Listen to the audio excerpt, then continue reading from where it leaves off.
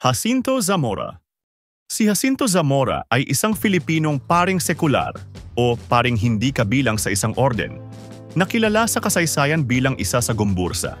Nadaglat para sa pangalan ng tatlong paring Filipino sina Mariano Gomez, Jose Burgos at Jacinto Zamora na binitay pagkatapos idawit ng pamahalaang kolonyal ng mga Espanyol at mga fraile sa nabigong pag-aalsa sa Cavite noong 1872.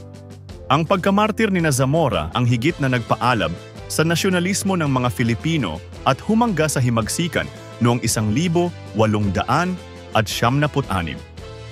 Isinilang si Zamora noong ika-14 na Agosto 1835 kina Venancio Zamora at Hilaria del Rosario. Nagsimula siyang nag-aral sa Pandacan, Maynila bago pumasok sa Colegio de San Juan de Letran. Nakamit niya ang Bachiller sa Batas Kanon at Sibil noong 1858 sa Universidad ng Santo Tomas. Pinangasiwaan niya ang ilang parokya sa Marikina, Pasig at Batangas.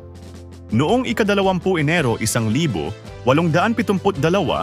humigit kumulang 200 sundalo at obrero sa imbakan ng Sandata sa Cavite ang nag-alsa.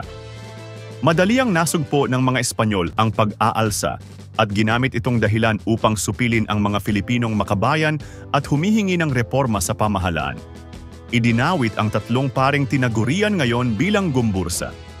Tunay nilang pakay si Burgos, na matagal nang pinag-iinitan ng mga Espanyol dahil sa liberal na pananaw, pagsusulong ng sekularisasyon ng kaparian at pagtatanggol ng karapatan ng mga Filipinong pari.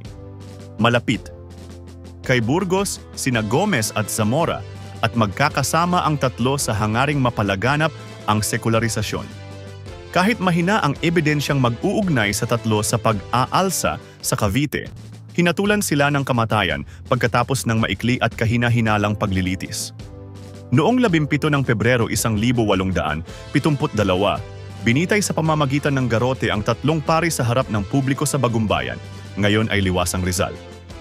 Sa kasalukuyan matatagpuan ang isang palatandaan kung saan binitay sina Zamora sa Liwasang Rizal, Luneta, at isang palatandaan kung saan sila inilibing sa Liwasang Paco, Pawang sa lungsod ng Maynila.